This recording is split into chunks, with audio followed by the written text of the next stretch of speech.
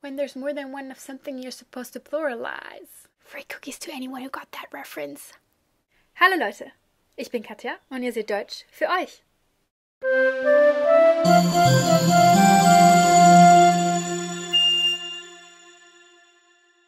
Another very important thing in any language is to learn how to pluralize.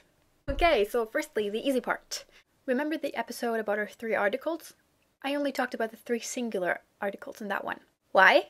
Well, bringing up plurals would have asked for even more explanation, and I didn't want to risk getting sidetracked in that episode.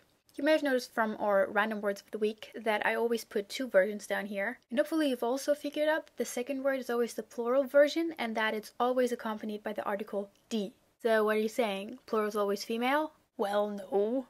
This is just a fact you'll have to get used to. Our article for pluralizing in the nominative state is always die, regardless of the gender. So no matter if you have der Hund, die Katze, or das Pferd, when pluralizing, they all are accompanied by die, so it would be die Hunde, die Katzen, and die Pferde.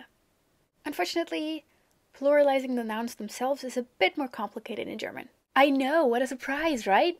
To keep confusion to a minimum, I've made a chart. Full screen now, please. Okay, so let's get this started. As you can see, I've divided this into our 3 genders, weiblich, männlich, and neutral, and also into 2 sections, singular and plural. So the way this is going to work is I'm going to put a set of ending syllables in the left column, so the singular side, and I'm then going to put the corresponding plural ending on the right-hand side and explain how that whole thing comes into being. I've colored the singular endings according to what gender they occur with. And I've put them on boxes that are colored according to the gender that the plural rule that I'm going to explain applies to. Okay, let's start off with this one. It applies to words ending in nis and in.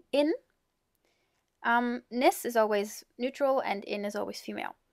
So when you put these words into plural, what happens is that they double their consonants. So they're ending consonants. So for example, in the neutral word Ereignis, which means happening or event, what would happen would be that the ending s doubles, and the plural version of Ereignis therefore is Ereignisse.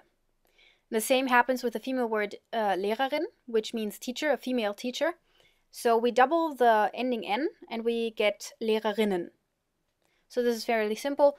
This applies to all words ending in nis and in. This next ending occurs with all kinds of ending consonants and with all 3 genders. Nevertheless, it occurs more often with male and neutral words than it does with female ones. Actually, so much more often that you can say that most male and neutral words fall into this category. And for pluralizing this group, you just add an e at the end. And in all female words in this category, this always results in the first a, o, or u in the word to change to the corresponding umlaut. So an a changes to e, an o changes to ö, and an u changes to ü. So the example I picked here is Kuh, which means cow, and when pluralizing this changes to Kühe, so the u changed to an ü. And the same thing often happens with male words, but it's not universal in male words, and it never happens with the neutral words in this category. All vowels stay the same in neutral words belonging with this group. So the male examples I picked for this one are der Ball, which means the ball, and when changed to plural, it becomes die Bälle, so you can see that the a got changed to an ä. The second example is Stift, which means pen, and that gets changed to Stifte, and of course there's no vowel shift here because there is no corresponding umlaut for i. The next group can be summarized rather quickly. It contains all nouns ending in the vowels a, I, o, and u, as well as all acronyms and words that were adopted from English. So these are pluralized the same way as in English, you just add an s at the end and you're done. Another group that contains nouns ending in different consonants, and also, actually most importantly, all words ending with an e, is pluralized by adding n, so en, to words ending in consonants and just an n to words ending with an e. A, o, and u almost never change to umlauts in this group, and gender-wise, most female nouns, a lot of foreign words, a few neutral words, and also a special group of male words called the endeklension go in this category. This next group contains most neutral and some male nouns. They end in different consonants and they are pluralized by just adding er at the end. A, O, and U often change to their corresponding umlauts, but there are exceptions. My examples here were das Buch, the book, which changes to die Bücher, so there is an umlaut change here, just as in der Mann, the man, which changes to die Männer.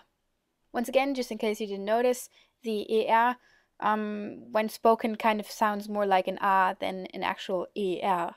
So it's not er, but kind of more like Männer, not Männer, Männer. Our last group here also only contains male and neutral words, namely the ones ending in er, en, el, chen, and lein. When pluralizing, neutral words in this group don't change at all, except of course for being combined with the plural articles. And male words don't change their endings either, but a, o, and u are often turned into their umlaut counterparts. As for example with der Garten, which means the garden, changing to die Gärten. Now I said last group. This means the last group of the words that are of German origin, also including English words.